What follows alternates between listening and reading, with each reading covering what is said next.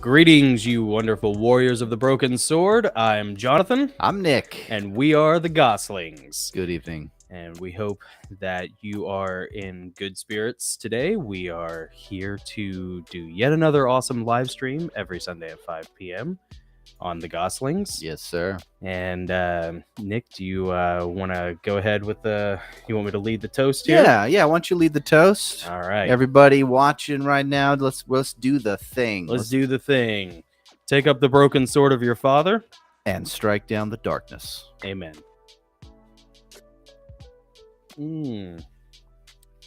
Nick, these mugs, they're so beautiful. Tell us about them. Aren't they pretty? They awaken the inner Leonidas in me. They do. And he's right here. Dude, I got hair on my knuckles from just picking this thing up. That's how manly it is. I'm glad you said knuckles. Yeah. It's a family show.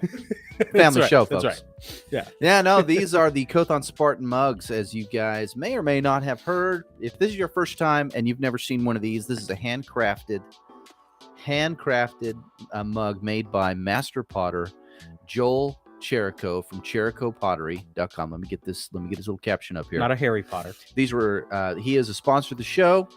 Every one of these are unique. This is what the Spartans of old drank out of. Yes. He made these in collaboration with the great Stephen Pressfield, Uncle author Steve. of The Gates of Fire. Yeah.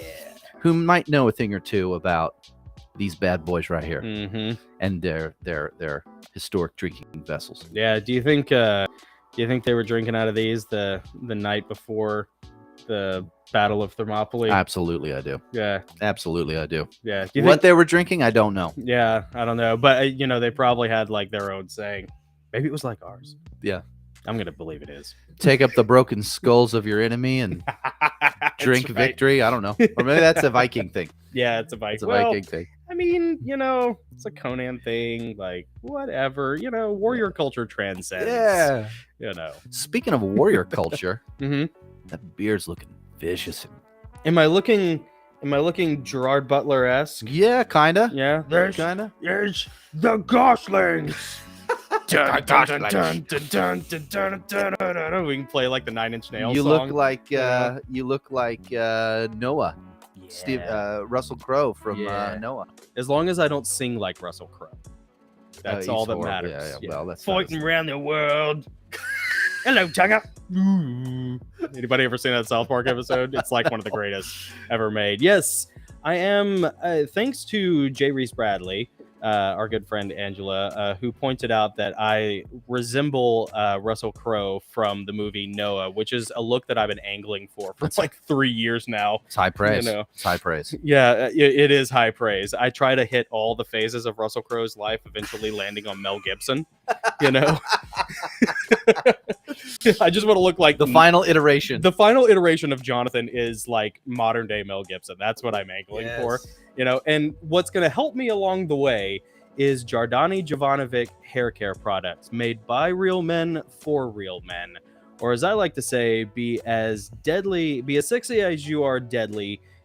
Give 007 a run for his money. Be the inner John Wick that you are. Awaken the inner John Wick with Jardani Jovanovic hair care products, whether it's hair and beard oil, beard pomade, skincare products, shampoos, and conditioners. JardaniJovanovic.com is your one-stop shop for all of your masculine hair and skincare needs. Mike Fisher is the owner and proprietor of the company. He is a dear friend of ours and a great supporter of the Goslings, and moved from California to Arizona with his wife, who also does hair, and they run that company out of their home, small family-owned business, much like Cherico Pottery. We love both of these people immensely, and they have been tremendous supporters of the channel. So check out JardaniJovanovic.com for all of your hair care needs. Yeah. Valentine's Day is coming up. You got to do something for your man. Yeah, that's what I was going to say. And he gets something too. Yeah. He doesn't want chocolates. Trust me. No, he doesn't. No, Mike. Wait, you talking about Mike or me? No.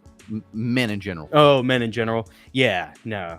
We need ammo and shampoo. Yeah. And all of the, and beard oil, because like honestly, it gets, if I don't, it like starts to like dinosaur frill Yeah. out, and I start to look like I start to look like the son from the Burbs, you know. With his like weird, scraggly ginger hair The Burbs coming out. a great movie. There's a Gen Xer pull for you. Carrie Fisher was in that movie. That's a Princess Leia movie. Oh, very nice. Yeah. Well, in Anyways. in the good spirit of the obligatories at the beginning of every video you've ever seen on YouTube, we also have to do what everyone else does, and that is to humbly request, nay, demand that you subscribe. Subscribe, hit the button, take up the broken sword of your finger and strike down the subscribe button. Also, give that bell a good smacky smack. Yeah. Ring that bell the way Leonidas rang The skulls Xerxes' bell at Thermopylae. Right. I'm trying to think of like the PG nice way of saying this. That was good. But subscribing really, really, really helps us. Yes, it does. It'll help us get these videos in more people's feed, so they can be exposed to some of these things that are going on. The topics that we discuss. Yeah, we want to expose and strike down the darkness. Get on every line you can and spread the word on how to bring those sons of you know what's down. Classic Independence Day. Let's see who we got on. We got Tricky Subject watching. Tricky, what's up, buddy? Ice Queen, what's up, Ice Queen? American Cars. Nice. What's up, America? Very good. And man, active chat. We got let's see. I think that's all I see in the chat for now. And man, it's already popping, man. I know. Awesome. Love you guys are a cool community, and I think all of those people might be Patreon members, or at least most of them. Most of them. Vinny Boom Boss watching. Boom what Bob. up? Yeah. What up? Awesome, man. This is great. Well, I think that you guys are in for a treat tonight. Yeah. We are about to play part one of a very interesting interview that we had last week. Why don't you tell everybody about our guest? Yeah, our guest is recurring. He's Pete from Creepy Little Book. Creepy Little Book has been a favorite channel of mine for about 4 years now, ever since I discovered him. And he's gone through a couple of iterations in his channel. I affectionately refer to him as the master of the mystorical, the virtuoso of the esoteric. He covers everything that we cover as far as weird, fringe, supernatural, occultic, interesting, strange things, from Bigfoot to aliens to, Saint Germain, to the Nephilim, the Ark of Gabriel. I mean, just everything, Yeah. And he's really cool and really fun to hang out with. He broadcasts his show on his YouTube channel, Creepy Little Book, typically every weeknight around 11 p.m. midnight, something like that. Yeah. And he's got a very active chat. People love his show. Great community. And we became friends with Pete, and we honestly just love hanging out with him and talking to him. And the last 2 or 3 videos of his kind of were a little different than the rest of his content that he's made. And we kind of wanted to just touch base with him and talk to him about like what prompted the change, what prompted like the paradigm shift in the channel, and what lies ahead for Creepy Little Book. And we talked about a lot of stuff. It's always fun hanging with Pete. He's such a cool dude. Yeah. So if you enjoy him here, and you will, then check out his channel, Creepy Little Book. And whether you watch the live streams when they air, or you watch them on the back end, or you check out his back catalog of videos, I guarantee you, if you enjoy the Goslings, you will love Creepy Little Book. Yeah, Creepy Little Book's awesome. Yeah, Pete is a sweetheart. He's a good he's so dude. much fun to hang with. Yeah, he reminds me of Art Bell, like He a is the young Art Bell. Yeah, and he's got that cool microphone. It is cool. And he's very inspired by Coast to Coast. Gonna give me one of those. And well, I mean, man, that's gonna be his like trademark. Yeah. When he breaks through into the mainstream, baby, and becomes the Coast to Coast of the 21st century. Tricky Subject says, "I thought this show was about Epstein's flight list. Too soon? Never too soon. Never Tricky. too soon." He also asked how you feeling. How you been feeling? Oh, I've been feeling well. I've been feeling really good. Doing well. Thank you for asking. Yeah, I mean, dude, being out for a week, I guess not even really a week, because we did the Austin Trunick interview that Wednesday. But man, it was like being out of the war. You know, it's like being out of the saddle for a while. Like, dude, I miss it. You know, Man, a lot of illness going around. Ice Queen says she's on day 4 with Charlie Vector. So sorry to hear that. Sorry, Ice Queen. Man, American Cars said yeah, not feeling good. Not too, yeah. Oof, man, so sorry. Well, we will be praying for you guys too. A lot of that, we just went through it. As you know, we just kind of got through the bug a couple weeks ago. It's going around. Be careful, be well, get rest. Take a mega dose of zinc. That usually helps. And then vitamin C, vitamin D, and just drink lots of fluids. And for me, at least, it was rest. That was the big one. Like, dude, just not being able to take time off, you know, and just sleep and sweat it out. Maybe some horse dewormer and some of those white things that come out of the butts of chickens. Yeah, and then get your sweat lodge on YouTube now. Did you know someone got a community strike for talking about those white things that come out of chickens?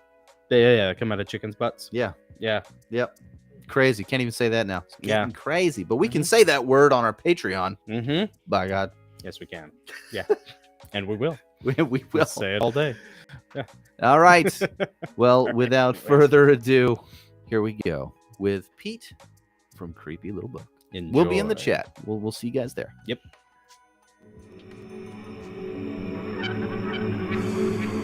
Your YouTube feed is crap. Stop wasting your time watching bot-boosted shills and self-appointed gurus cloying for your attention.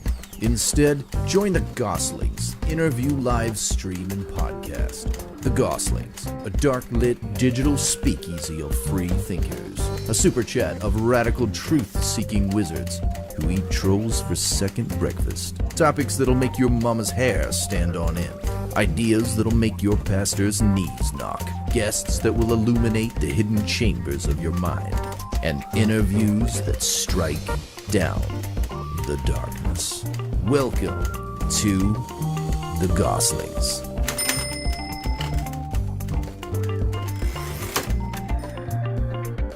One of the things that we've always admired is your your refusal to really like try to convert people. You know, you just kind of present the information. However, there's been a paradigm shift for you lately. It seems like so. Yeah, and definitely. like I was wondering, we were really hoping to just maybe spend like an hour or so today just talking about, you know, as much as you're willing to share with us. Oh, absolutely. Why that happened and what the future holds for Creepy Little Book as a result. Well, you know, like I said, I've been at this for like 8 years at this point, and the impetus to do live streaming kind of came at me back 2 years ago. We did High Strangeness every night for a year. That was a panel show.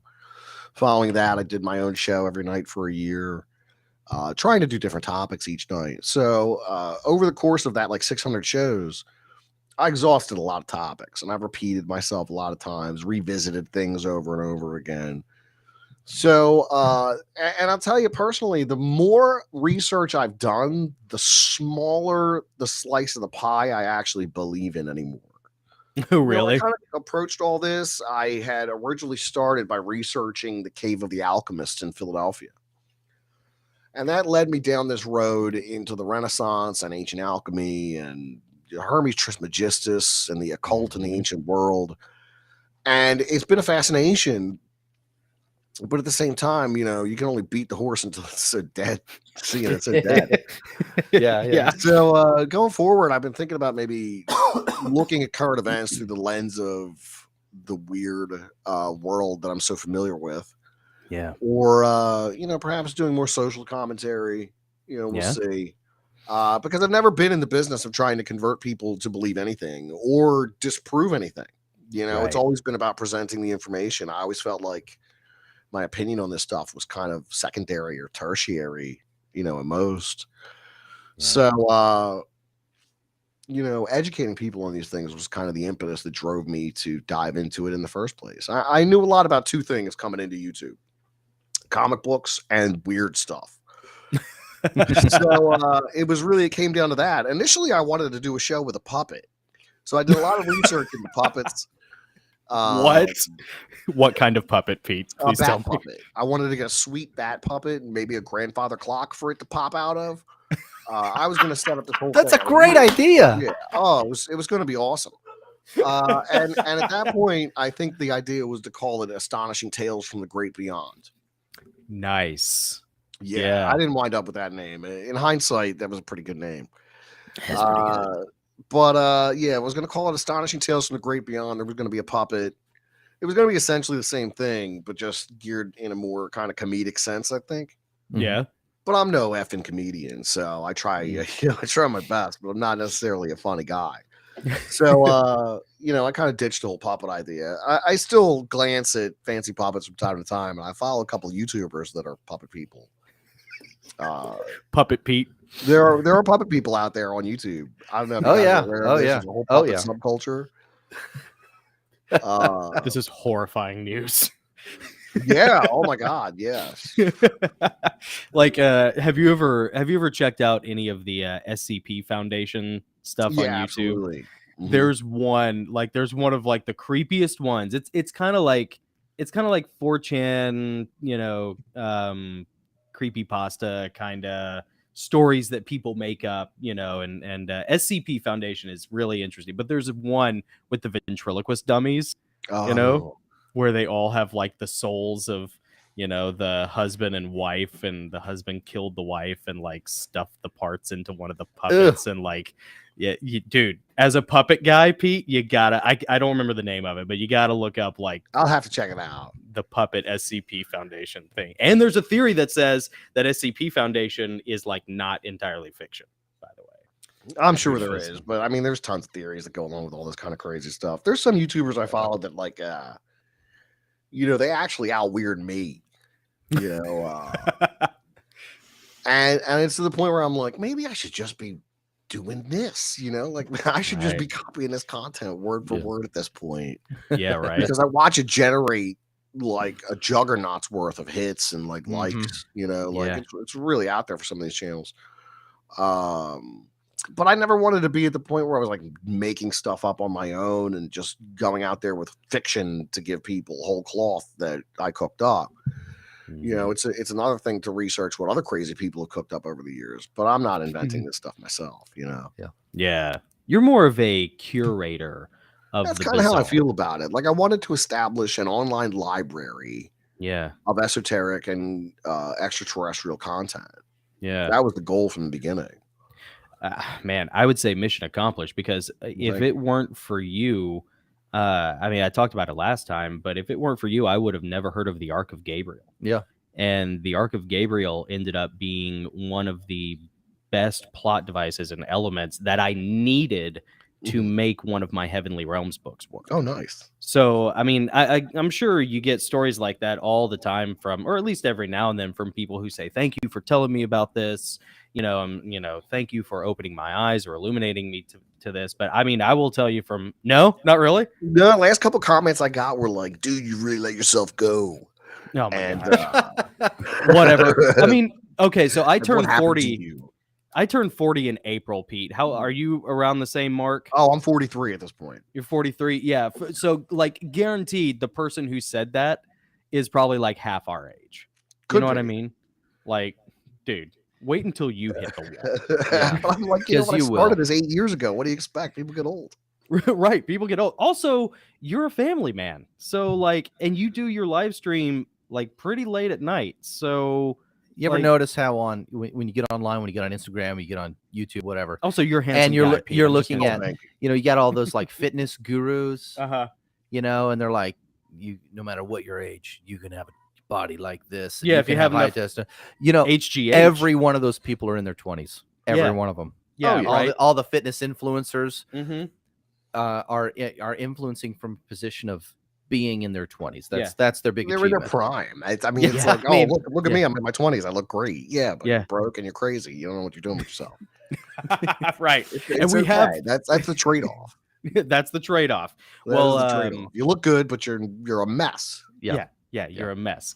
And well, there's that funny meme that's like it's from a girl's perspective. You see it on Instagram all the time. It's like, oh yeah, no, you're like in really good shape, Christina. Yeah, you're 24, like, or 22. Like, I could eat a donut and get 3 hours sleep, and still look like you when I was in my 20s. Come back to me when you're 35, Exactly.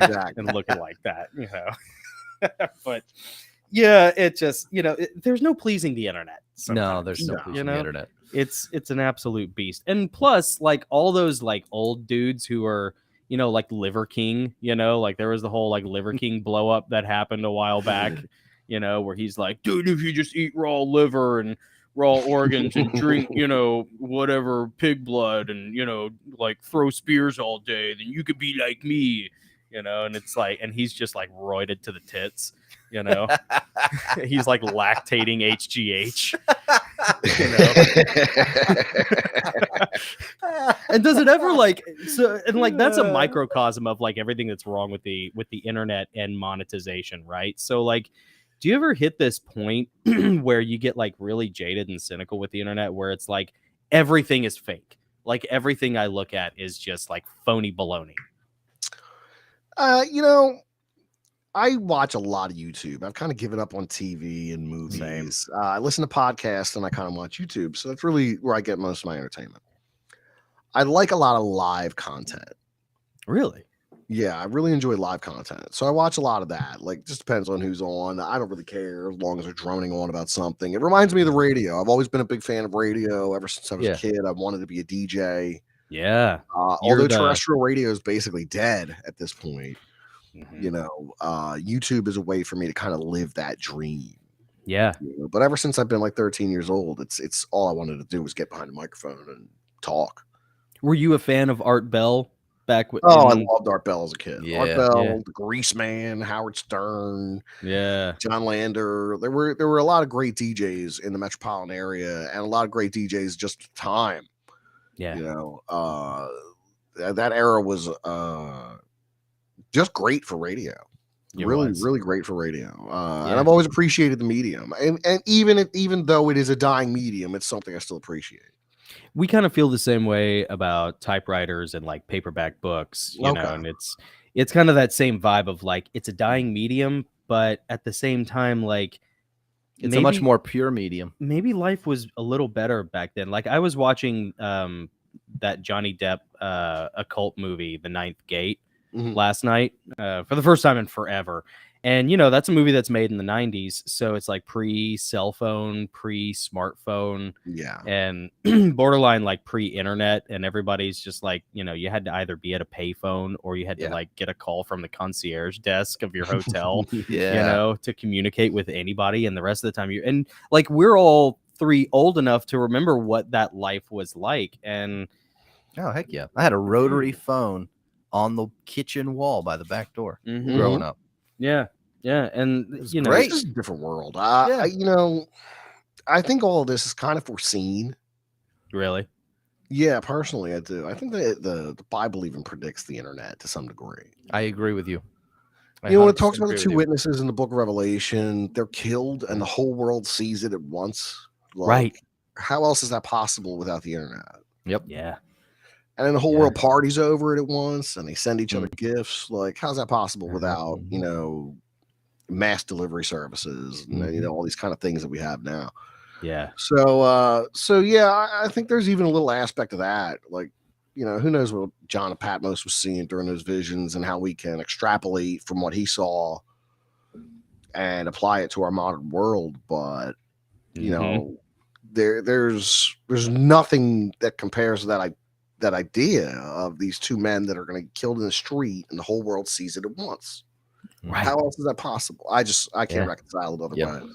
Yeah. And even though this was something that couldn't have been like really predicted prior to, I think prophecy is something you can't really see until it's come to pass, Yeah. The prophecy game is such a tough one to stay in. You can get in on the game, and you can, make your nut, staying in on, but man, the second you can make your claims. Yeah. The second like things don't go right. Yeah. Well, and you have a religious background. Right. I was a parochial school kid, 12 years. Really? Okay. Yeah. Okay. Yeah. Mhm. So have you, with the paradigm shift that we've noticed in your, I guess, last 3 videos, but definitely there were a couple in there in the past month or so that you made that were very different, where it kind of seems like you are, no longer just a 30,000 foot view observer. Kind of feels like you're getting into the trenches a little bit. Feels You like know. that. Like it's a thin line, you're like dancing on a razor's blade. Yeah. Because you don't want to get to the point where you alienate everybody who's followed you thus far. Right. Sure. It's really and that's kind of where I'm at. Like, am I ready to rock the boat, and how hard am I going to rock it? Also there's the Rock it, platform baby. itself. Right. We deal with that all the time. Yep. You just have to word everything so carefully Mm-hmm. to avoid any problems. I mean, thus far I've been good. All these years, no strikes, no problems. Really? Yeah. That's They took down a couple videos, and I've taken down a couple videos.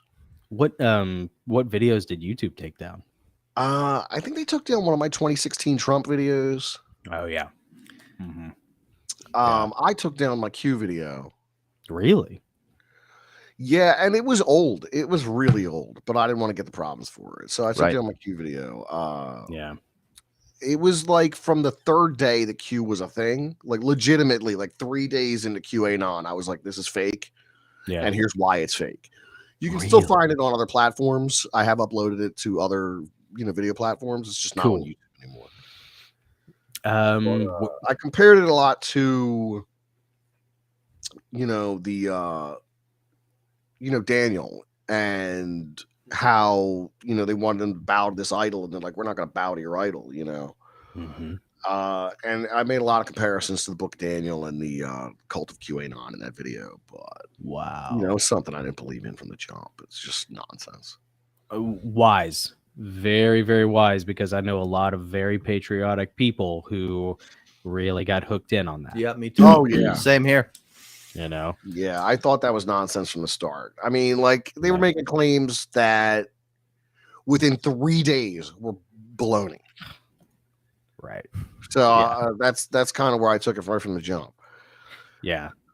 It almost had that, to me, it had that same vibe as like the prophecy guys who are like, send us all your money because, in a month the comet's coming and we're all going to go to heaven. The date setters. The date setters. Yeah. Yeah. The date setters. And then, the date comes and goes and it's like, 10 days of darkness and they're hanging everybody in Guantanamo Bay. And it's like, are they really? Because I just saw AOC and Matt Gaetz like talking, on the Senate floor about like, like this kind of, this is dumb. Yep. It's far beyond the pale.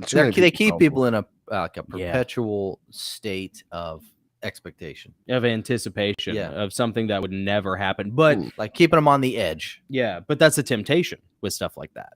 Is like, they want you because they know you want it. So like that's how they hook you. And then before you know it, you're buying gold and my food pillow. buckets. Yeah, I 3 years later, you still think it's going to happen. Did you really? Yeah, they contacted me to be a sponsor, and I was like, all right, why not? So I knew I was moving food buckets, but they weren't really throwing the cash my way for moving all the food buckets. Oh, really? So I was like, look, I'm not doing this anymore. Like, I don't really deal with sponsors too often. There was some cereal company too to try to get me to sponsor them, like breakfast cereal. Yeah, there's some kind of like they're popular. I've seen like Toy Galaxy sponsor them and some other bigger channels. Apocalypse Loops. Yeah, they're like Apocalypse. keto-friendly adult sugar cereals. No sugar, keto-friendly. Oh, right, yeah. Creepy little book, as brought to you by Charmin toilet paper and Honey Bunches of Oats. I never really found the right kind of sponsors. Like I've had a couple here and there over the years, but yeah, what kind of sponsors would you like if you could, pick and choose? Pizza places. I want all the pizzas. Send me free pizzas day and night. Yes. Pizza sounds Little so good Caesars right now. Yeah, give me some of that That's Little the kind of Caesars stock money. that I need. Give me Dude, some- when you're making Little Caesars money, yeah, you've made it, man. You've Yeah, arrived. That's right. Quit I'm your telling job. yeah, give me some of that Papa John's money. You know. Yeah. So it seems like part of what has caused the shift for Creepy Little Book has been burnout, you know, and maybe burnout's not the right word for it, but No, just that's sort definitely of, the right word. Yeah. is it, you feel burnt out kind of? Yeah. I mean, how much can you talk about this stuff? You know, Yeah, until yeah. something new and fancy happens. And Right. there's other guys out there that have been covering the new and fancy stuff, but it's been so far fetched Yeah. that I can't even touch it. You know, Right. some of it's Yeah. just too beyond the pale for me. Has there ever been well, especially where you're at now, has there ever been the temptation to be like, okay, I got this like short list of like ultra wild topics and I'm on my way out with this side of the content anyways, so like I'm just gonna go for it, baby? Like, you know, have you ever been If I tempted? was going to burn the whole channel down, I'd make a slew of videos before I did, you know, Mm-hmm. and let the chips fall where they may. But I don't see that happening in the near future. There's tons of topics I'd love to talk about. There's like Really? Kyle Odom, I always wanted to talk about, but I don't think it would be popular on the platform. Who, I don't know who that is. Kyle Odom was a guy who tried to kill a priest for being a reptilian. He wrote a big manifesto, sent it to the president, sent it to the news. Oh, nice. You know, I'd really like to talk about his story. It's almost comical in a way. Wow. You know, somebody got shot and hurt, but you know, fortunately the priest lived. But it's just a weird story about this guy who thought reptilians were after him, and then he shot a man because he thought he was a reptilian. Wow. Wow. Dang. I mean, what if he was? So either he was fighting the Martians and saving us, or he was, Right. you know, absolutely out of his gourd. One way or the other. It's an interesting story, but the details of it are I say it's comical because there's a weird sexual aspect to it where the aliens Really? were, you know, entering his sure. mind and Doing making him feel things. certain things. And I think that's why it's not appropriate for YouTube. Well, and you try to keep it at like a really healthy like PG-13 too. Absolutely. Like I don't really curse very often. No. You know, Yeah. I don't get into gruesome true crime stuff. You know, when I was a kid, being 10, 11, 12, 13 years old, I was really immersed in shows like Unsolved Mysteries and In Search Of. You know, the kind of nonsense the History Channel used to pump out back in the day, the classic History Channel pseudoscience documentaries of the 90s. So that and my love of the library. My mom, when I was a young kid, used to take me to the library once a week. And this continued on until I was a teenager and I was going there myself. And I was immersed in all those Time Life, History of the Occult books, and you know, Encyclopedia of the Esoteric. You know, it was just all fascinating to me. So I feel like, you know, 20 years on, with this topic always being like part of my life, and having had made a successful side hustle out of it here on YouTube, you know, there's so much I'd love to talk about, but so much you just can't. Yeah. You know? We encounter that problem. I've considered doing exclusives on other platforms, but I've been having my own issues with driving my subscribers from YouTube to, you know, some of these alt tech platforms. You know, I'm not seeing people making the migration. Right. But, you know, maybe that'll come in time. Yeah. Yeah. Everybody's really hesitant to do that. Like, even I find myself being the same way. You know, like whether it's like the political stuff like Crowder and Timcast, you know, if they say like, hey, we have like exclusive content on Rumble, even though it's free, it's like all you got to do is like scroll down, click the link, you know? Yeah. And yet, like, I find myself being guilty of it where I'm like, I'm good. Yeah. Well, YouTube's a better search engine. Often. Yeah. You know? Yeah. Even to watch, I'm just so trained to turn on YouTube and see what's going on there. Yeah. Well, and you know, until YouTube starts tightening the noose around their community guidelines, they're going to allow just enough here to wet people's whistle. Yeah. To keep those content creators on the platform and their viewers. But if they already get more restrictive and drive them off, then it might be easier to get people to make that transition. Could be. I don't know. I've watched channels that started like way after mine. I'm not going to mention any names here. There's one I follow that started like, and in 2 years they've amassed like 300,000 followers. They put up shorts that get 20,000 views. I hate them. And they're just bland. And I'm like, wow, I've done all these videos myself before. So Right. It's like, yeah, I know. I feel like if I had started a couple years ago, after this whole click the notification bell thing, the whole click the notification bell thing really screws me up. Yeah. Because I had amassed a pretty sizable amount of subscribers before that came along, who have never kind of revisited and clicked the bell. You know what I mean? Like it was just a way to kind of, I don't know. I don't even see the purpose behind it. Yeah. Like if I subscribe to a channel, I want all the content. I don't need to click a stupid bell. Right. Yep. Why do I have to have the extra step? Yep. Exactly. Yeah. And it's an extra layer that they add to like basically cut people off from, watching, whatever it is, because now you have to be notified if you want to like catch it in time. And even if you do click the bell, even if they do click the bell, they might not get a notification. No, I never get a notification. No. Ever. On any. I got a comment the other day. Somebody told me they hadn't seen a notification from me in a year. Wow. And that they saw one of my old videos in their feed and decided to check to see if I still had a channel. Jeez. Yeah. Dude.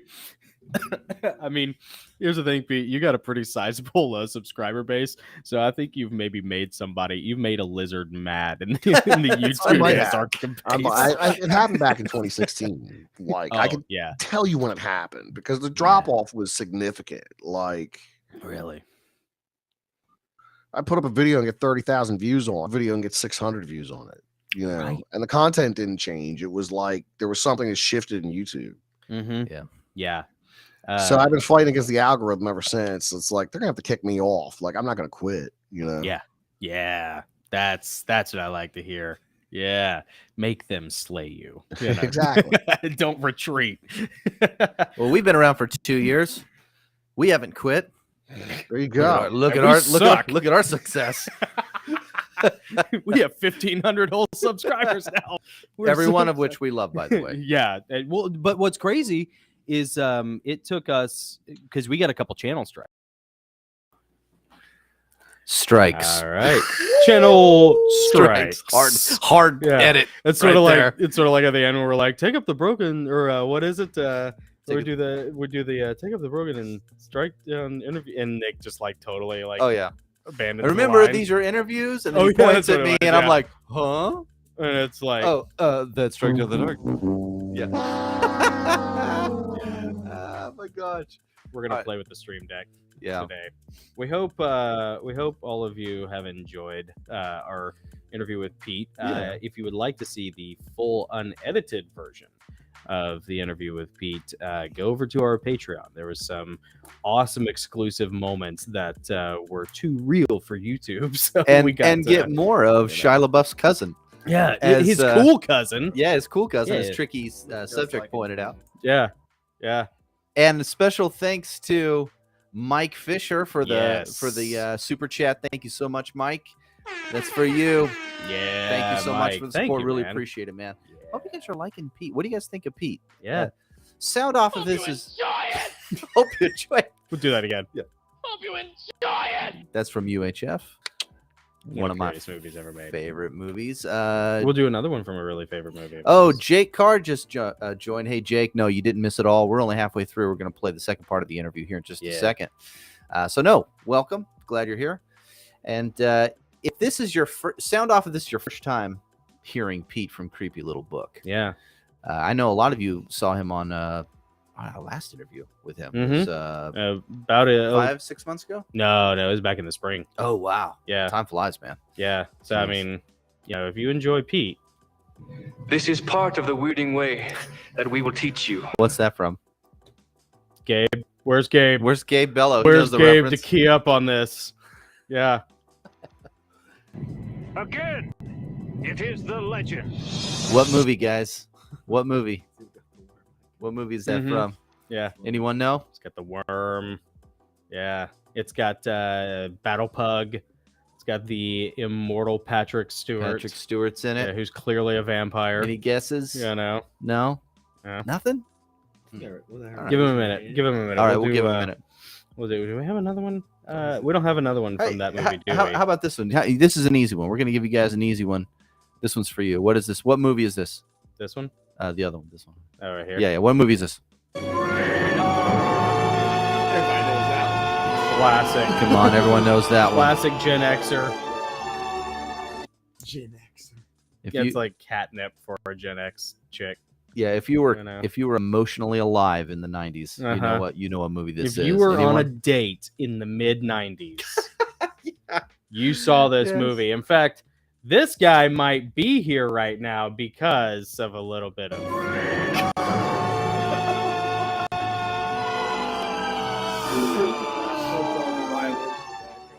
I mean, or maybe this one. I don't know. Maybe you're here because of this one.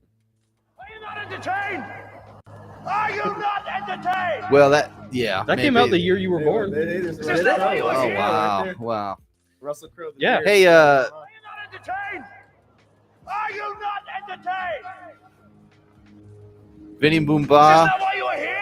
And that's when I throw a cell phone at somebody. Vinny Boomba says this is the first time hearing about Creepy Little Book. Oh, nice. Vinny. Definitely go over to the channel. Yes. Go over to Pete's channel. Yes. Check Again, out the channel. Creepy Check out- Little Book. That's my little caption. You're gonna have a ton of fun over there, and you're gonna Yeah. have so much fun with his fan base. It's They are it's awesome. all rabbit holes. Yeah.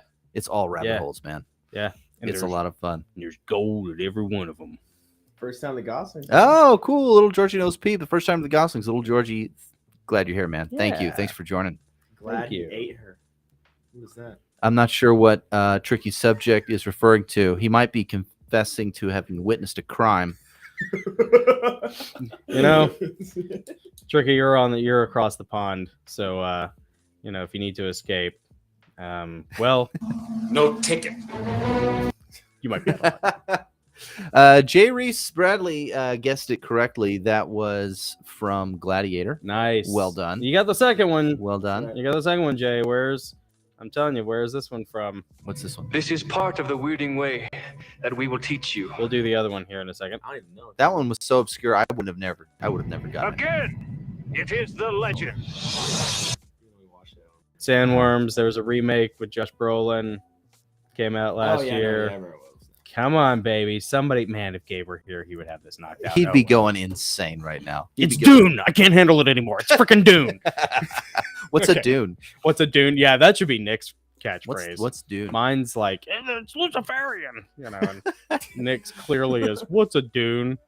I'm Well, so tired. I'm so tired. Can we talk about Charles Dickens? I sure do love the Pickwick Papers.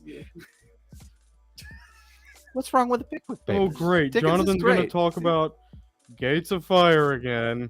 Like, yeah, I'm going to talk about Gates of Fire, and no one can stop me. Thank you, Sean Eglin. Sean Eglin, what's up, man? Welcome. And you're right. Braveheart. Yes, Mhm. freedom, of course. Thank you for someone for saying it.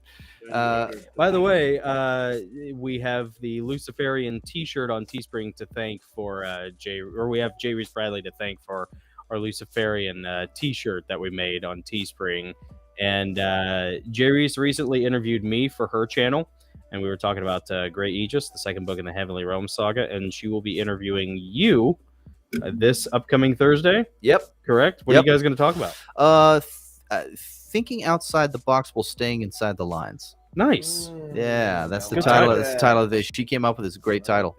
That's Yeah, pretty good. it's going to be a good interview. Yeah. So if you want more Nick and Jonathan content, no idea why you would, but if you're not sick of us yet, then no, Jay Reese Bradley's channel is great. She's interviewing a ton of people. She's interviewed us a couple of times separately because we can't stand to be in the room with each other for any more than one afternoon. kidding. And Not true. she's interviewed a ton of other people too. So Yeah. killer channel. I love hanging out with you every week, incessantly. Tommy. Brothers don't shake hands. Brothers gotta hug.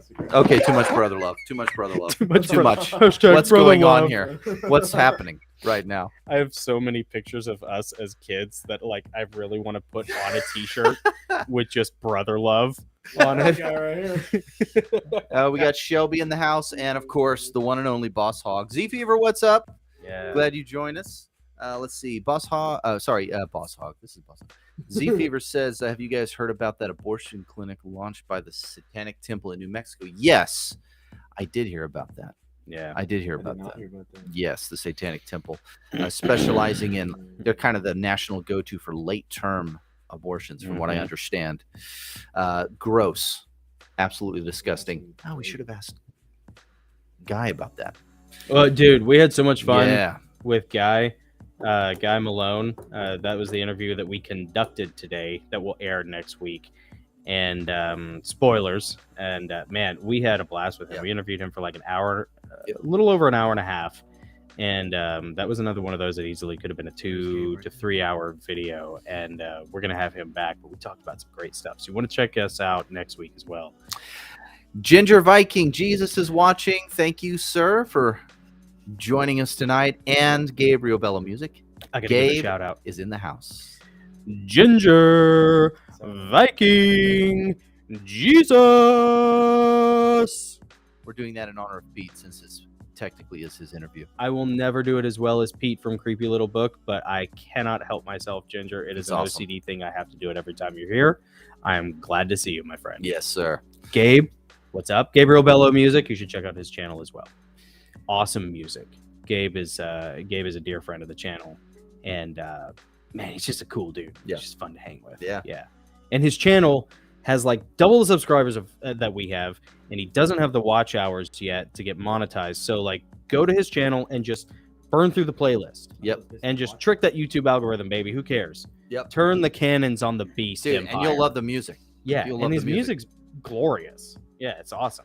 He even has been doing like live music composition lately, which has been really cool to watch. Yeah, you watch him while he's in the middle of the creative process. It's Yeah. cool. Yes, and Gabe will be here. We're going to live stream this Friday. From right here, it's not going to be pre-recorded. Gabe is going to be in studio with us. Yep. We're going to be talking about all the fun current event stuff that's happened in the past couple weeks. Yeah. Maybe watch a couple videos, do some reactions. Yes. Yeah. Joe, you might have to sit on Gabe's lap. Oh man.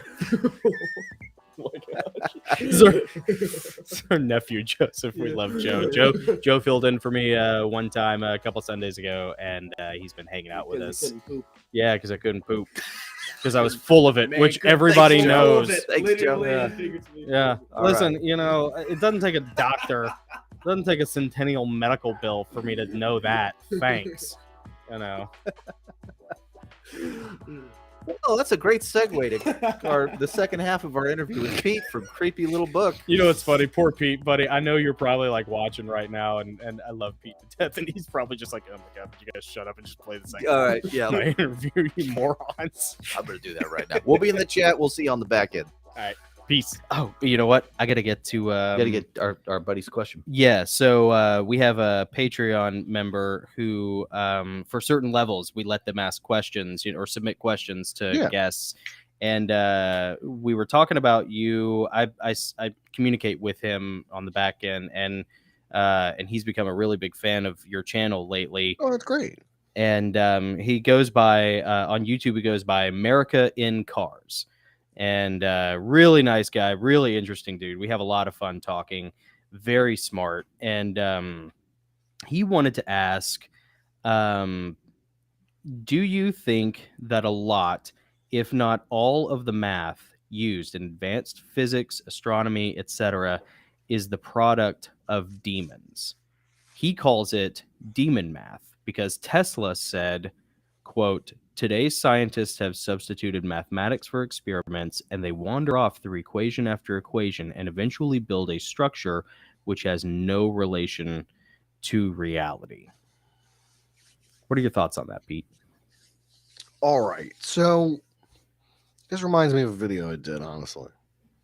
The Yeah. Sorceress Algebraic. Yes. So essentially how this story goes is that in Philadelphia in like the 1880s, 1900s, turn of century kind of time period, there was this woman who was a math instructor at a prestigious Philadelphia university. And that she was involved in some pretty advanced mathematics to the borderline where she was kind of like working with the occult. Yeah. And essentially how this story goes is that some students walk in on her one day and there's all kinds of books flying around the room and portals opening up, vanishes in the thin air and never to be seen again. Whoa.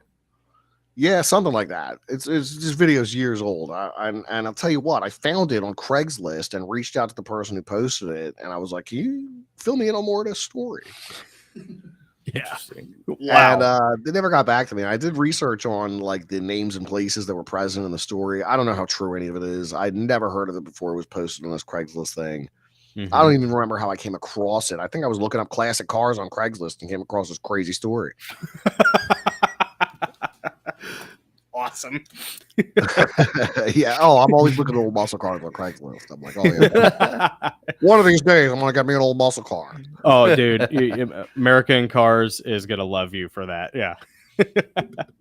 Yeah, but they'll probably be outlawed by the time I'm old enough to afford one, and my kids all grown up. You know. Yeah, it'll be like that scene in that movie Mission to Mars where they're all like all the astronauts are hanging out, you know, like the night before they launch, you know, and they're hanging out in the one of the few cars that runs on fossil fuels anymore, you know, and it's like some big collectible. Yeah. Mm-hmm.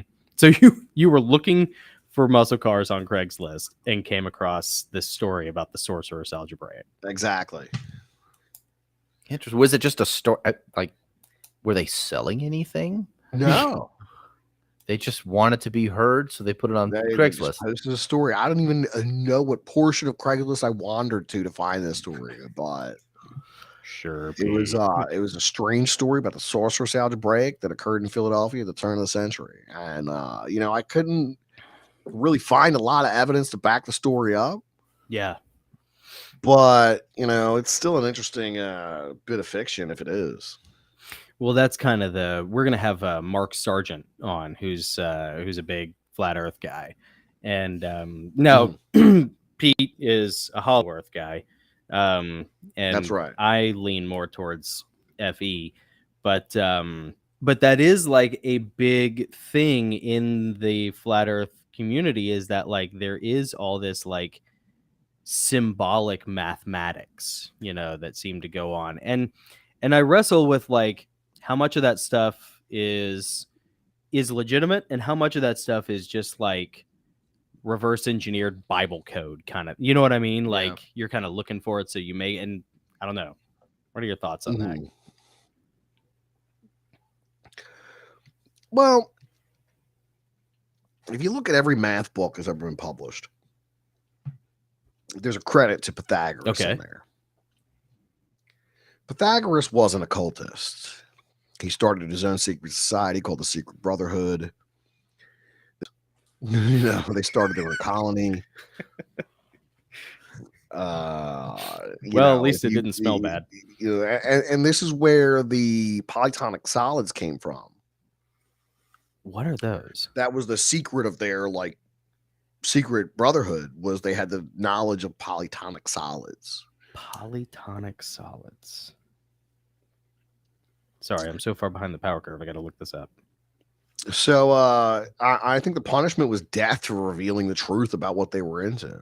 You know, so Pythagoras is a big influence on mathematics, but also an occultist.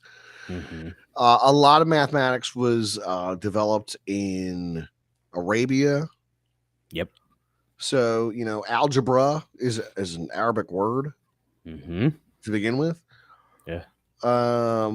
They invented got the stuff like concept of sacred the zero. geometry that people read a lot into, symbols and signs. And of course there is something to that, but you know, at what point are you crossing the line into trying to divine the future and discover hidden things? Right. I think it's really got a lot to do with intent. You know, you don't accidentally worship a pagan idol. Right. just so, like Right. you don't accidentally like use math to open up the gateway to a hellscape. You know, can math be used for that purpose? I'm not even sure. You know, if math is really that powerful, if it's the language of the universe, if these guys can, you know, at CERN can use advanced mathematics to bust open holes into, you know, wherever. You know, that remains to be seen. But yeah, you know, I think a lot of the stuff is just it's overthinking, you know, like I've done a lot of overthinking over the years about a lot of these things. You know, when it comes down to it, like it's a lot of it's really simple. Yeah. You Yeah. know? It's usually the simple answer tends to be the right one. More often than not, in my experience. Yeah. You know? Occam's razor, you know, or that line from The Usual Suspects. Well, Chaz Palminteri is talking to somebody. He's like, yeah, you know, if you're working a case and, you know, you think, you know, somebody's dead and you think his cousin did it, 9 times out of 10, you find out that you're right. You know, I mean, bad example because, you know, Kaiser Soze was right in front of him the whole time, but, you know, but it still stands to reason. Yeah. How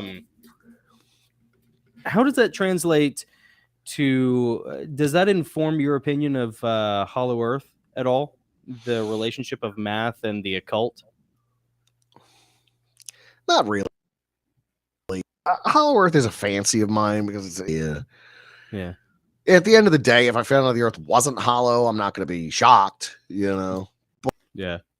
But at the same time, you know, there's biblical stuff. This is up out of the earth. Where's this thing coming from? Yeah. You know, Revelations. I saw another beast come up out of the earth. You know, Yeah. he sees a beast come up out of the sea, and then a beast come up out of the earth. So, could this be a hollow Earth? I don't know. I mean, you know, there's for me, it's a lot easier to conceptualize there could be things coming from inside the Earth rather than from the farthest reaches of outer space. Yeah. It just seems like, you know, we're on a planet that's 72% ocean. A lot of that's unexplored. You could hide a lot under the sea, especially if you had advanced craft. Yeah. But what if these aren't craft? What if there's something else? You know? Right. Yeah. What if they don't need spaceships? And that really explains a lot. I mean, you look at the 50s and 60s. Look at like Billy Meyer's UFO photograph. You know, they look like hubcaps and trash can lids thrown up in the air. And They do. Right. they really do. But I mean, he was a one-armed guy on a mountain all by himself. I don't know how he took the pictures, but you know, they're kind of hard to debunk, even though they all look like fake. You know, they look like models. Yeah. But all during that time period, that's what you see reported: saucers, cigars, metallic craft with inhabitants. You know, even Betty and Barney Hill reported they were like Germans on the ship or something. Really? Yeah, they were like humans. Oh, that's weird. Is that? I wonder if that's where we get like sort of that Scandinavian, that Nordic alien thing. Yeah, I think absolutely. But I think that's all demonic. I used to be in the camp where these things were coming from another planet and like was firmly convinced on that. You know, I thought there were 3 possibilities. Another planet, time travelers, or demons. You know, I can't tell you why a demon would need a spaceship or technology of any kind. What does God need with a starship? Yeah, what does God need with a starship? Exactly. I don't think a demon needs anything like that. But could a demon look like a light in the sky? Probably. Could a demon look like a little gray alien? You know, I don't know. Man, there's a lot of accounts of demonic possession and extraterrestrial abduction that have parallels. Yeah, absolutely. Yeah, we talk about that a lot. Man, I wish I didn't have my I had to wear my Gary Wayne shirt today because I didn't have my aliens are just demons you can shoot shirts. One of my favorite L.A. Marzulli quotes is that he goes to one of the UFO big UFO conferences, and maybe it's the one in Roswell. I can't remember the exact time and place, but he went to a big UFO alien conference. He was about to give a talk, you know, and he's got all these other guys up there talking about how these aliens they're friendly, they're coming to help us, you know, they're coming to save us from ourselves and all. So he gets up on stage, and the first thing out of his mouth is, "Raise your hand if you think it's okay to abduct a 5-year-old in the middle of the night against their will." Oh, yeah. Yeah. And I kind of fall into that camp. Yeah. Because I think they're demonic as well. Yeah. And I'm, you know, one of the reasons that I think that they don't need spaceships, but what I think they're manifesting like that is because it's a deception. Yeah. They want us to think that, again, this is just me, but they want us to think that we're a product of millions of years of evolution that they seeded, and they're coming back to save us from ourselves. And it kind of validates that whole narrative, and it invalidates a biblical narrative about who we are and our dignity and how we're created in the image of God. And aliens show up, and all of a sudden, a lot of people would push that aside and say, "Oh yeah, you know what? The aliens were our gods the whole time. It's been aliens all along." Yeah, we're made in the image of the Prometheans. Yeah, or the Well, reptiles. the lack of aliens versus the God thing. Really? Yeah. Well, there's all kinds of stories, and some of them are very compelling. There's been some evidence, and again, compelling, but it's not like anybody's parked a spaceship, gotten out, and said hello. Right. Yeah. Yeah. Yeah. So the fact that there's so much silence in the universe, Yeah. and taking aside some of the more fantastic stories that are just space opera, like The Prism of Lyra by Lissa Royale. She talks about the Orion Wars, or get into all the David Icke, Alpha Draconian stuff. A lot of it's just fiction. Yeah. And I've always talked about the lore and mythology of the UFO because it's what it is. It's like, oh yeah, deep lore, and it goes back, at least 75 years at this point. Yep. Yeah. It's older than that. You had the Great Airship Flap and the 1865 Missouri River crash and the 1891 Aurora, Texas crash. Really? I find that compelling, that people were seeing things in the sky prior to the invention of the airplane. But again, that doesn't rule out the demonic. Yeah. Yep, absolutely. Yeah. I have not heard of those. I gotta look those up. I'm gonna have to go back and rewatch this because I thought none of this really kicked off until Roswell. Yeah, until 48. Yeah. How long have you had that thought, Pete, that there is this this interaction or crossover between this, what we're seeing, and the demonic side of things? Because that's becoming a more popular theory, but it hasn't always been. I've always debated. I guess about 10 years ago when I was bartending, one of the waitresses and I got into it over whether or not aliens were demons or from outer space. So this has been a long thing that I've kind of gone back and forth on. Dude, chicks hate it when you say that too. I pissed off so many whores saying that over the years. No, this was actually, fine young ladies, I'm kidding. I'll speak very highly of her. She was a born again, homeschooled Christian Was girl. she really? Yeah. Wow. She believed aliens were demons, and I didn't. Oh, okay, I see. So it's reversed. Yeah, I'm sorry. Yeah. All the So ones at the who time, I was mad. all about, oh no, they're from another planet, and she's like, oh no, they're demons. Yeah. All these years Nice. later, I've kind of come around to agree with that. Mega based. Yeah. All the girls I made mad whenever I said that were former strippers. So I'm not joking when I say that. By the way, I can name 3 right now. and I wasn't even dating them. So what do you get out of it? You got to stop looking for women on Craigslist. Oh yeah. You know what? It's muscle cars for you, Pete, and it's former strippers for me. So you were bartending, and and you were still of the mind that, like most people are, that aliens are extraterrestrial, and this super rad homeschooled chick comes along, and is that the first time you had ever heard? No, that's not the first time I heard that opinion, but it's probably the first time I ever had an actual conversation with a human person about it. Yeah. Ah, that's awesome, man.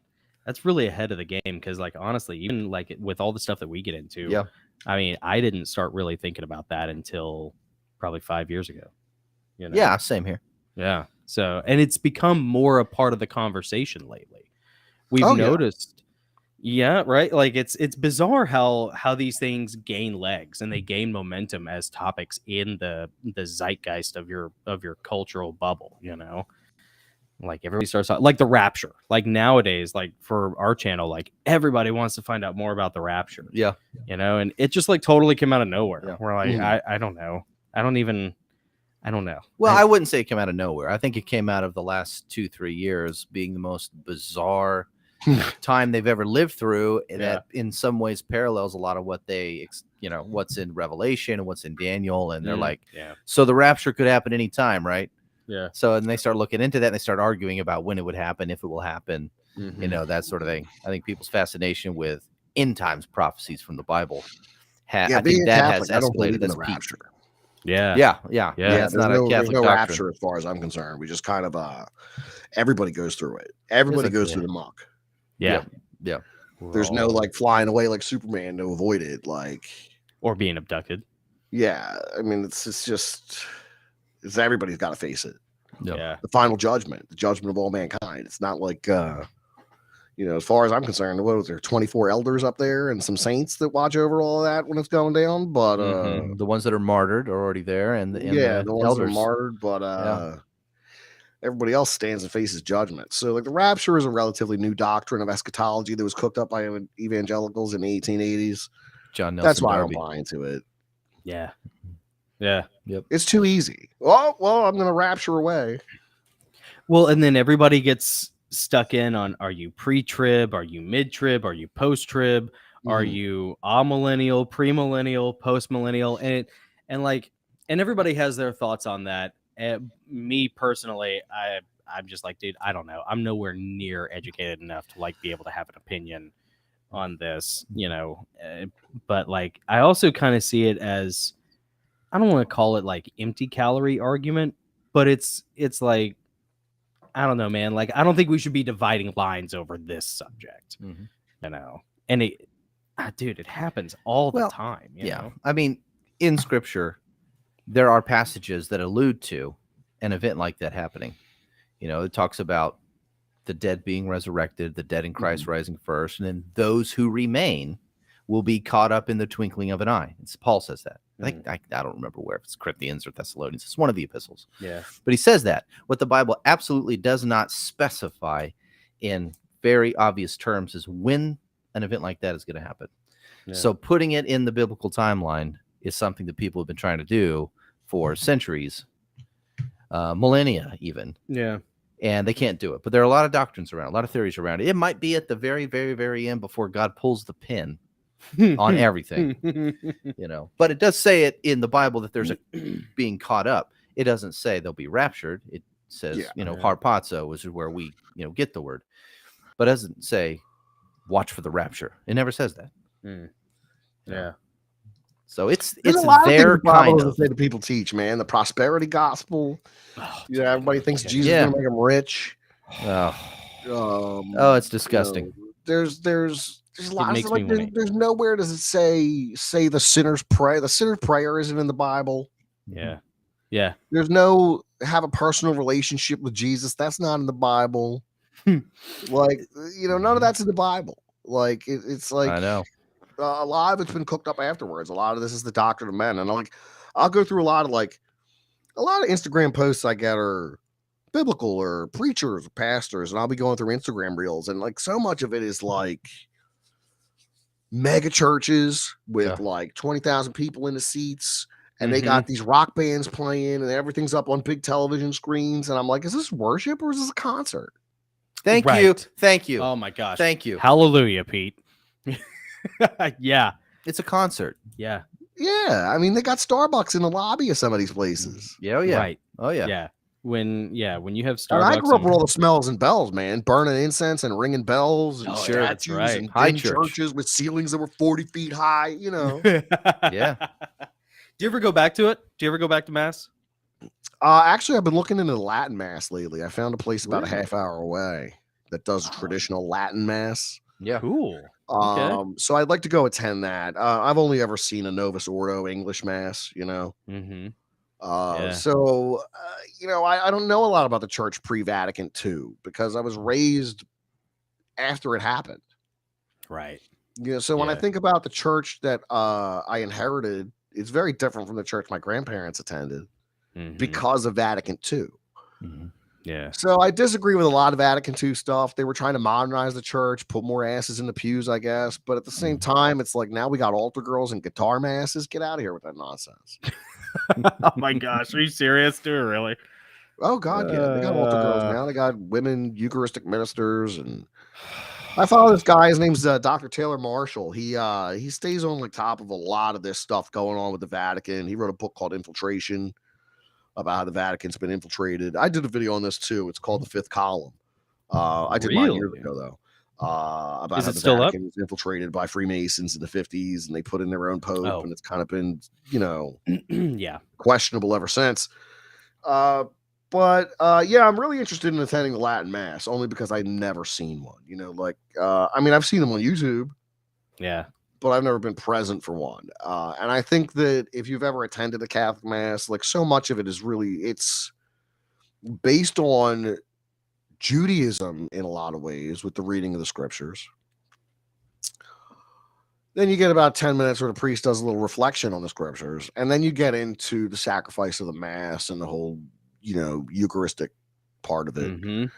Because Catholics believe in transubstantiation, and that's the Right. idea that, you know, the bread and wine physically become the body and blood of Christ. Right. Mm-hmm. You know, Yeah. interesting concept. Yeah. And, you know, and there's the rational, you know, almost like materialist part of you that's just like, you dismiss that. You're like, yeah, whatever. But at the same time, like, what do you believe? You know, like, Yeah. do you take, because like I sort of became an atheist apostate for 5 years in my late 20s when I was taking ordination. I was going through ordination class from like a really intellectually slightly progressive pastor here in Tennessee, and like that intellectual approach kind of like actually led me to walk away from all of it for 5 years, you know, because you reach that point where you can't rationalize some of this stuff, and that's what like faith is for. It's that which surpasses all understanding. That's right. So if you're leaning only on your Absolutely. understanding, that's a dead end. You're racing for a red light, you know. And so like, but then when you come back around to it and you start re-engaging with what you had abandoned, you know, or walked away from, you come to it with this humility of like, well, I believe all this other stuff. Like, I believe, you know, by sheer virtue of the fact that I'm a Christian, that I'm a Bible believing Christian, you know, I believe in the resurrection. I believe Jesus walked on water. I believe in the flood. I believe in, you know, the Sodom and Gomorrah and the pillar of salt. You know, I believe in Revelations. So, like, in the grand scheme of things, how crazy is transubstantiation? Really? You know, I mean, it's a fair question, you know, so. And I mean, as far as Catholicism goes, it is the source and summit of the religion, you know, like the belief that that little piece of bread becomes God, and that you can take this into your body and have this, you know, union with God. Yeah. They even do a thing called adoration and benediction, where they pull out a thing called a monstrance. I don't know if you've ever seen one of these. It's a stand usually made of gold with big sunbursts kind of around it.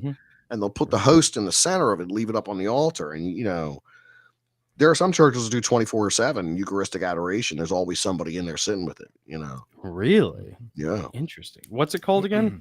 Eucharistic adoration. And monstrous? A monstrance. Monstrance. Okay. Yeah. I got to look this stuff up. This is pretty cool. I just find Catholicism so interesting. You know, it's always been something I've been interested in, you know, even when I kind of fell away from it for a while, but just the history and tradition of it. You got to figure for 391 years, there was no Bible, but there was Christianity. Right. Right. So they had the Septuagint, they had the Old Testament, and then you know, everything was kind of word of mouth for a while. Yeah. Yeah. But even in the book, it says, keep these traditions we taught you. You know, so they were establishing traditions they were living by. They were breaking bread from the beginning. You know what I mean? Like they were doing this kind of reenactment of Holy Thursday and the Last Supper, where they're, you know, communing with bread and wine. Yeah. Stories orally until they're all written down, you know, roughly 100 years later. And of course, scholars are going to tell you that these books are not attributed to; they're supposed to be attributed to. But I don't necessarily agree with that either. I think Matthew was there. I think John was there. Mm-hmm. I think Peter probably dictated his epistles to somebody else because he was probably an Mark. illiterate fisherman who didn't have time to learn to read at any point in that 5-year span. Yep. But he knew how to sushi up an ear. Yeah, yes, he did. You sure did. And that's So, the I kind mean, of a lot thing to that I like. consider. People want to think that these guys were primitive and were just falling for anything, but like I said, these guys were cowards who ran away Yeah. and then go on to die for everything they believed in. Right. Yeah. So something Yeah. changed there. Something Yeah. changed them, and I don't know if that's. I mean, maybe it's because they saw him alive afterwards. Like I believe they saw. Mm-hmm. Yeah. I've been through so much of mythology. Christianity is very different, and you'll see Yes. zeitgeist and other things that try to like conflate Christianity with paganism, and a lot of times they try to do it through the church because the church does have weird traditions. The church does put up statues. The church does do things that seem to be different to the outside viewer. Mm-hmm. But if you go back into the first 100 years of Christianity, they were painting pictures of Jesus on walls in caves where they were having secret meetings and doing their masses. Yep. Yeah. Oh, yeah. Yeah.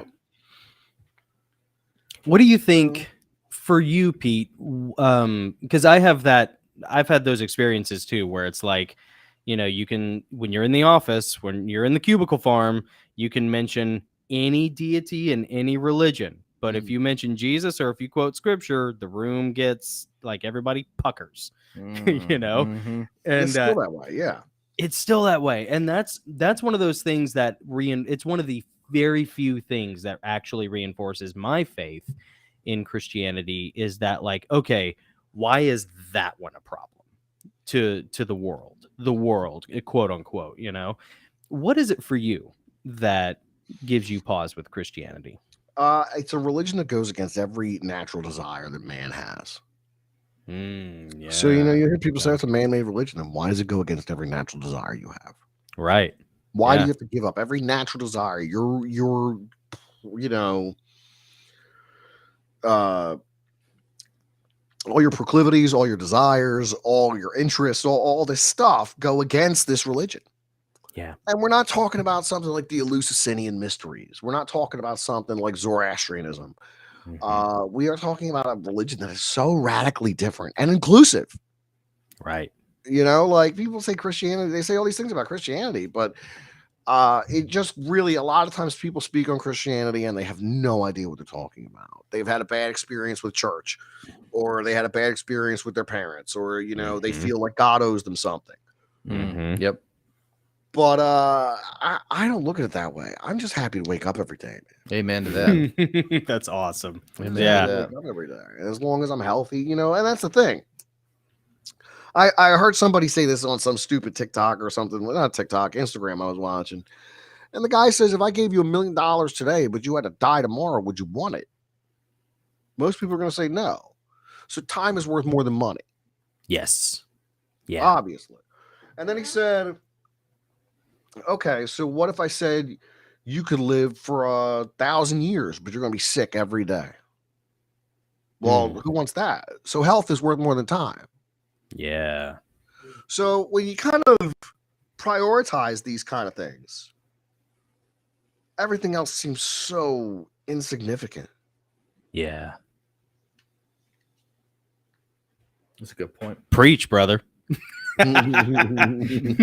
Preacher Pete over here. Pete, when we start the ministry of the Broken Sword, as brought to you by the Church of What's Cool, will you be one of our priests? Absolutely. Sweet. Yes, awesome. It wouldn't be the first time they tried to recruit me for the priesthood. That happened my senior year. Oh yeah. Yeah, they called me down. They had me talk to these 2 priests who tried to recruit me for a seminary.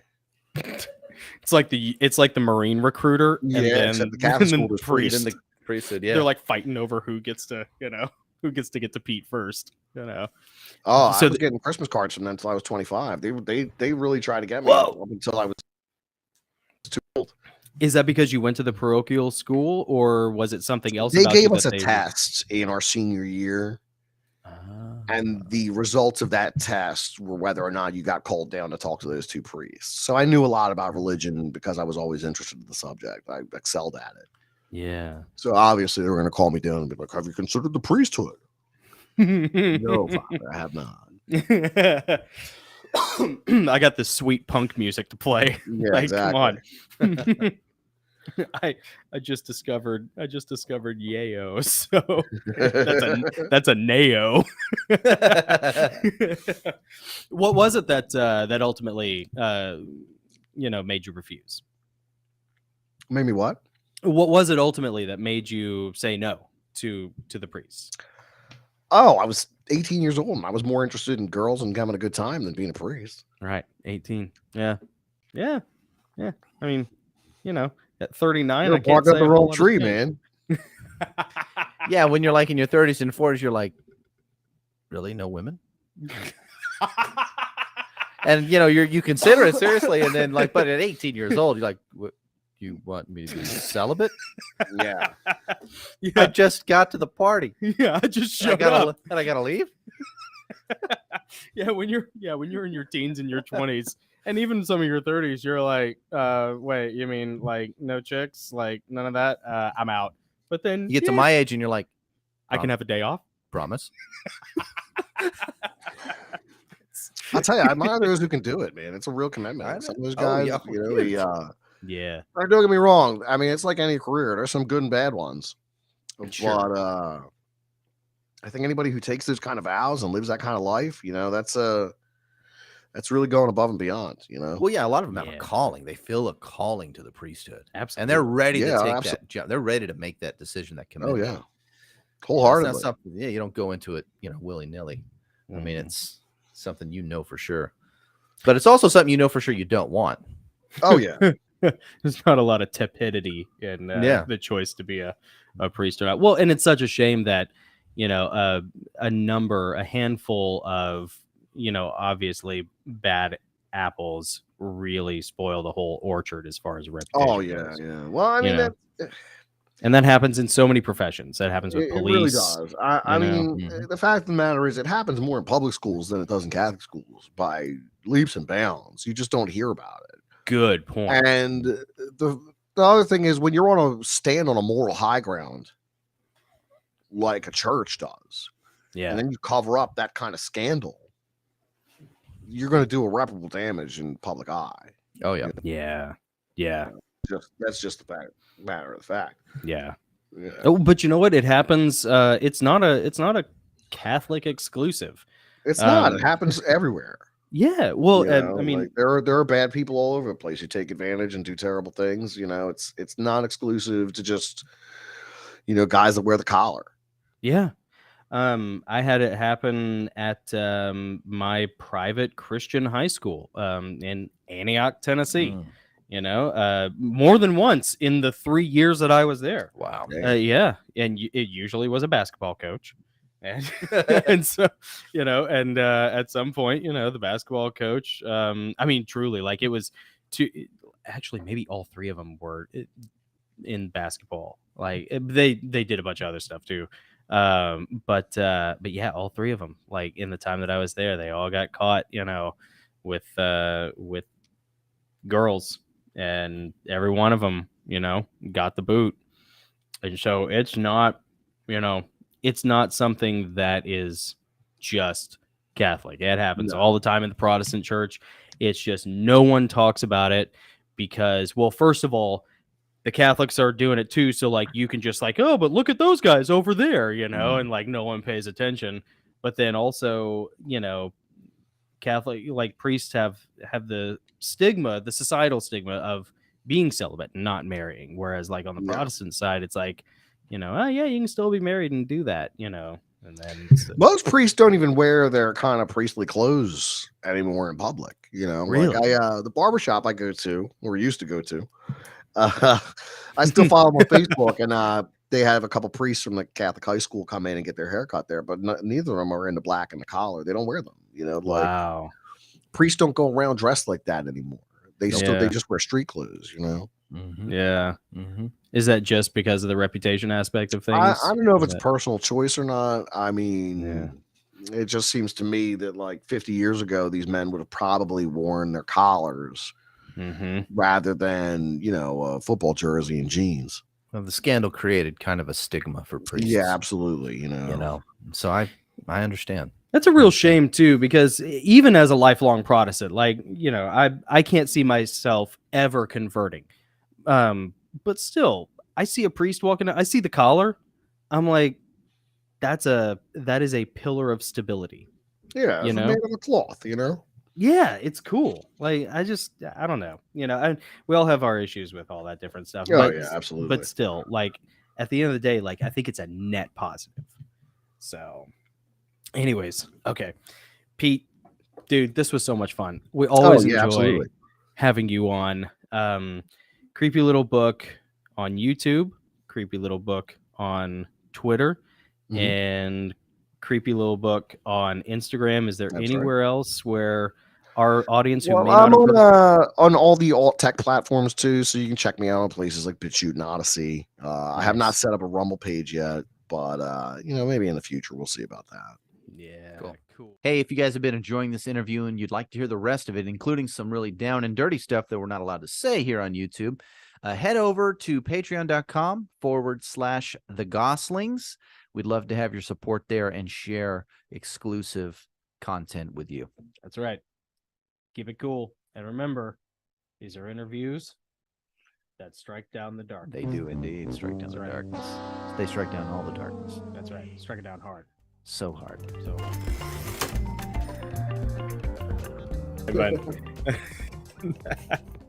My eyes. As if I've never flopped the line ever before. Yeah. Welcome back, everyone. Hey, guys. Quick shout out to Ice Queen Empress. Awesome. Thank you so much for the super chat. That was awesome. Thank you very much. That is awesome. Very kind of you. Every little bit helps us get to that point where we can just do this more. Yeah. I have this one little computer we do all of this on, and dude, we run it ragged. Yeah. Nick spent like the whole week like defragging the hard drive, clearing out the caches on the hard drive sticks, and and it flickers, like the screen will flicker a little bit, and every time all it of does, all of I our can hear him pucker. What do we all do? Not me. We're like a whistling trio. We're like a cold mountain band. Yeah. So what you guys think of Pete? Pete is pretty darn cool, man. He is. He's chill. He's fun. Yeah. He's forgiving of all my lead balloon jokes.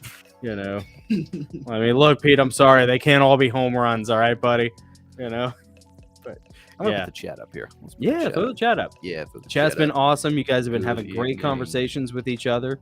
That's one of the things we really like about being able to sit back and watch these and interact in the chat is just watching you guys talk to each other. Yeah. It's so funny, man, because this whole thing, started off as just like me and Nick just wanted to give updates on our books. Nick writes the Travelers League. I write Heavenly Realms. Yeah. Available on Amazon and Amazon.com. Amazon.com. Yeah, we started this as a writers group 2 years ago. Yeah. And we'd get together to talk about writing and stuff. And then we would also talk about Chuck Missler and Bigfoot and the Kandahar Giant and everything else. And then it started kind of leaking into these videos that we were doing as we were promoting our books. And then it happens. Yeah. In September of 2020. This guy talks Gary Wayne into coming on the Goslings. Dude. And all of a sudden, we're talking about more than just writing. Yeah. And holy cow, it's been wild ever Blew since. the doors off. Yeah, it's the great. hinges. I mean, the watch hours alone are incredible. Yep.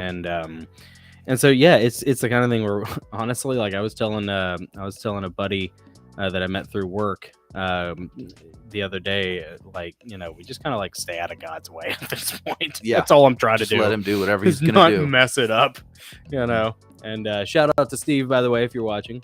Charlie's dad. He's got an awesome dog named Charlie, who's like my good news break every day in the afternoon. He takes him out. He's like this little, he's like a basset hound. I think maybe golden lab mix. Yeah. He's just he's precocious and he's hilarious. Awesome. And, he's a lot of fun. So anyways, But yeah, like that's kind of just like what the Goslings has turned into. It really did start out literally as a writing group, and since Nick and I are authors, and we're still going to have guests on related to that. Yeah, because the whole idea of taking up the broken sword and striking down the darkness is using what creative abilities God's given you, broken or not. Yeah, whatever He's given you, you use it to further the kingdom. That's what that whole thing means. And our particular gift is writing. Yeah. And that's why we're going to have Stephen Pressfield on soon. Yeah. Again. The mighty Stephen Pressfield. The one and only Stephen Pressfield. The Jedi Master Yoda of writing. So interviews related to how do you take up the broken sword. Yeah. And then, of course, as you guys know, with the rest of our guests, exposing and striking down the darkness, calling it out. So that's what it's all about. Yeah, and my dog, Shelby. Georgie, this is Shelby. She has a diaper. She's old and incontinent. Yep. But she's got a little dribble issue. Yeah, but it's not bad enough for me to blue juice her. She's gonna stick around. His best attempts. Well, don't tell my kids. No, we love her. We've had her for years and years and years. She's super wonderful. Whoa, Ice Queen! Holy cow! Wow. How many times can I hit this? I don't know. That was amazing. Wow.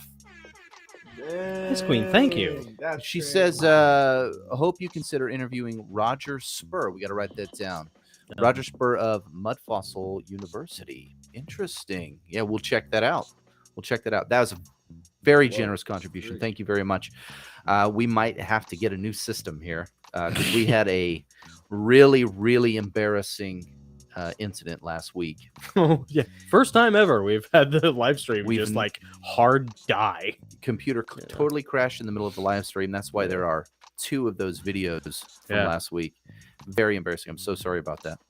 But the good news is we are, first of all, we're booked out through May. Yeah, with guests for every Sunday. So and if you want to see who those guests are ahead of time, then we allow that for our entry level for Patreon. And then we have other levels of Patreon as well that provides like behind the scenes content, discounts on merchandise, just all sorts of extra stuff. The description's down there. Check it out. See if you like it. A lot of the people who are in the chat are our patrons. Yeah. And they're here just about every week, and they're so much fun. Like, I mean, let's give them a shout out. Let's do the shout out right now for patrons. Absolutely. I'm going to start with the Hemingway level patrons. Those are our top patrons. Yeah. Mama Shao C, Jody S, American Cars. These guys, generous support every month. We thank you so much. American Cars has been like an awesome friend, by the way. He's connected us with at least one guest that we're going to have on, and he's been a great editor for Roman Coke and the Sasquatchlips. Yes, because of his background. Roman Coke and the Sasquatchlips. Yeah. Copyright 2023, Jonathan Goss. Got it. Yep. Yes. Yeah. And that's already in progress. I've read a chapter of that. Yeah. It's so good. Yeah, so it's gonna be pretty fun. But yeah, we have so many guests. So anyways, and we can't Orwell level operation without you guys. Absolutely. So. Orwell level patrons: Gabriel Bello Music, Christy D, Mike Fisher, Ice Queen Empress, Blue Eyed Bandit Carol J, Jamie J, Shawnee, who I saw in the chat as well, Sunny, Michelle, Charlotte. Thank you. You guys are awesome. Thank you so much. Every little bit helps. It helps us reach a goal of, like, honestly, we're gonna have to start doing these 2 times a week. We got booked out so far that like I kind of had to stop asking people to come on, and so the only alternative to that was to start figuring out how to do these during the middle of the week as well. And we're gonna start that. I think it starts this month. Yeah, it's not fair to our guests to say, "Hey, we really want you to have you on. Would you come on?" They say yes, and I'm like, "All right, can you do 6 months from now?" I mean, that's really like kind of where we're at, because we've been so lucky to have like so many people who want to come back and new people who want to come on, and it's just been really cool. But we are blessed with an abundance of guests. Yeah. And the only way to really be fair to them is for Nick and I to figure out a way to do these twice a week instead of once a week. And so we're hoping to do that. Like Wednesday nights thinking maybe Thursday nights. Thursdays might we be got good, a couple Thursdays booked. I think we have one booked for this month. I know we do for next month. Yeah. And then and it's going to be a lot of fun. And, I don't know if I can do Wednesday night because I go to church and then I come home and fall asleep listening to John Holler's prophecy midweek update. Yeah. Oh, it's so good. Yeah. That would be a big interruption to Yeah. my quality of life. Yeah. But Thursdays are great for live streaming. Yeah. And the problem with that is Gabe Bellows streams on Thursday nights, and I love listening to his live streams. We might do a joint stream thing with him every once in a while. That'd be kind of cool. Yeah. So we got to figure it out. And we're going to have Gabe in studio Friday.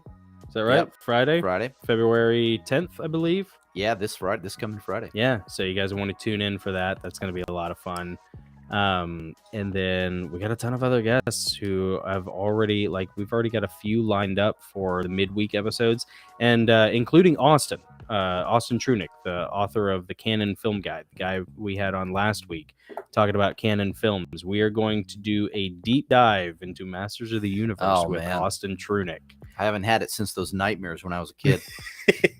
So that'll be interesting. Yeah. Ice Queen says, I love you guys. We love you too. Oh, thank you, Ice We Queen. love you. We really appreciate you. Your support means a lot to us. And we're praying for you. Yeah. I know you've shared a lot about what's going on in your personal life and the attacks you've been under.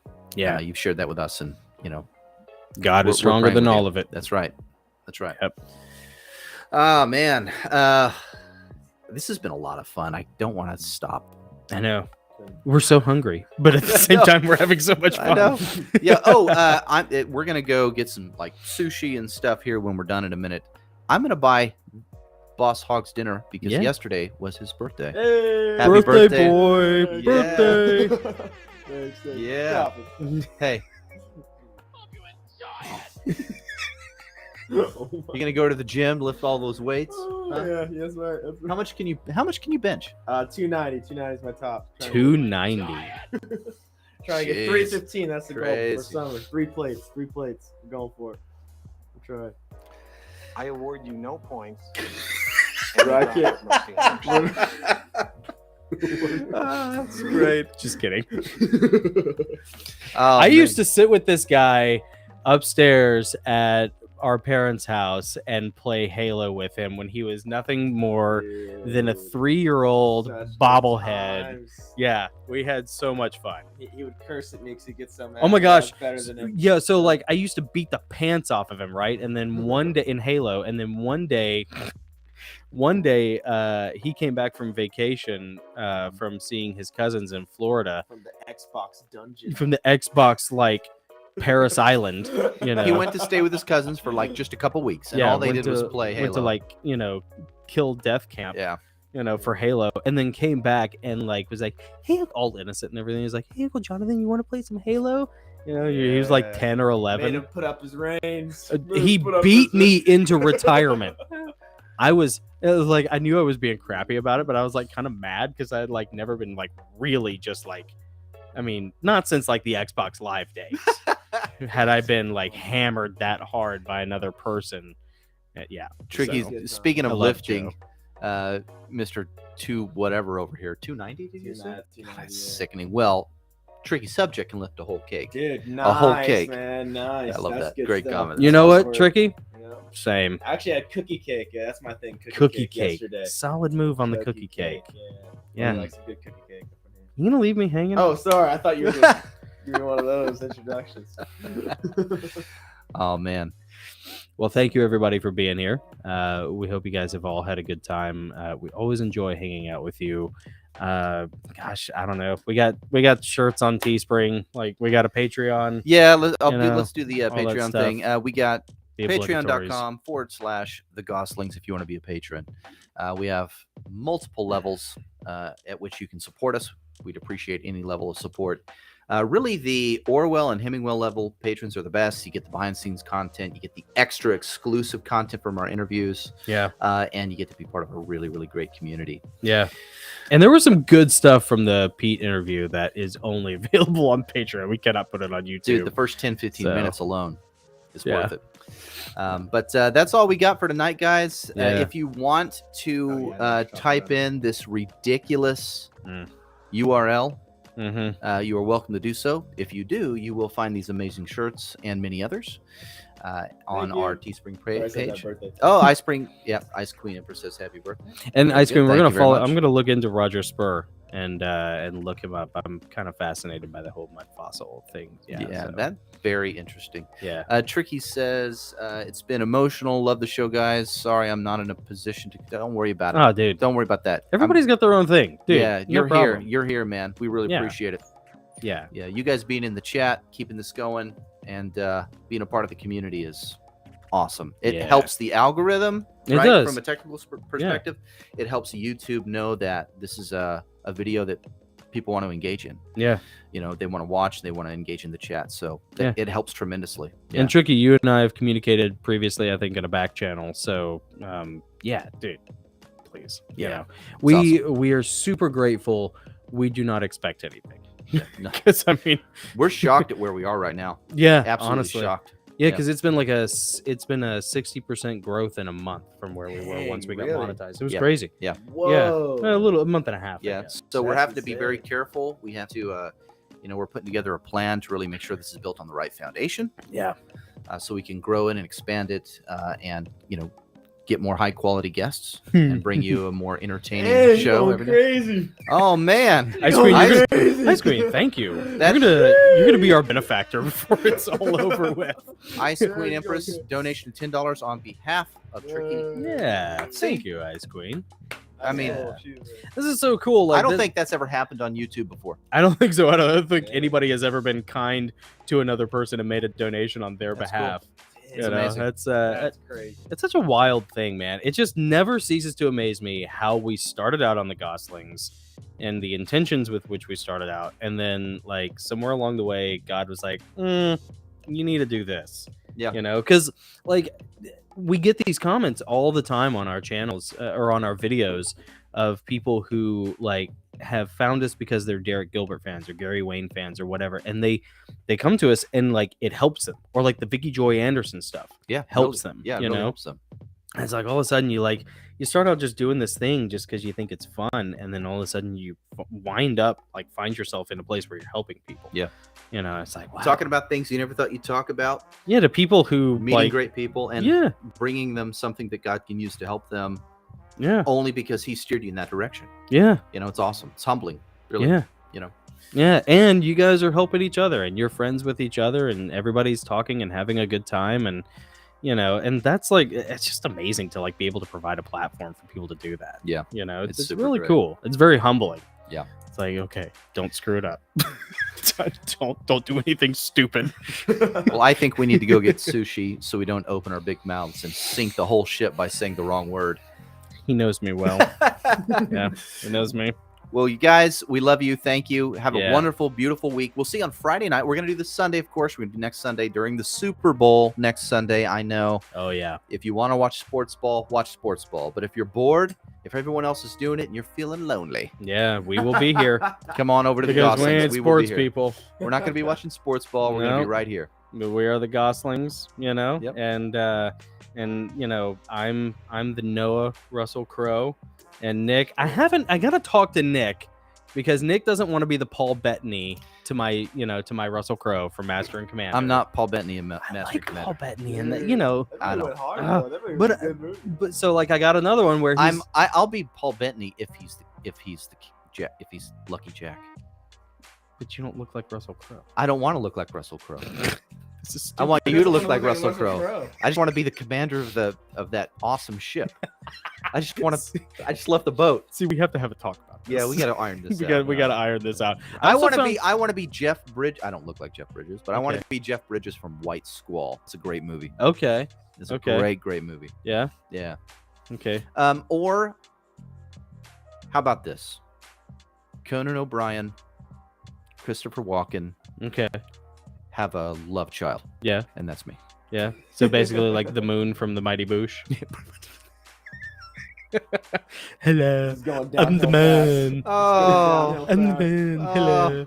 If you've never seen the Mighty Boosh, by the way, hilarious BBC show from the mid 2000s. It's an acquired taste. Yeah, Nick doesn't like it a whole lot. I'm not a fan. I don't know how much it holds up, but I loved it when it came out. It depends on who you watch it with. I think so. The context, like you go to a movie with friends, and you have an amazing experience, and you remember that movie being great, and then you watch it later on in your life by yourself. You recommend to a friend, they're like, "That was crap."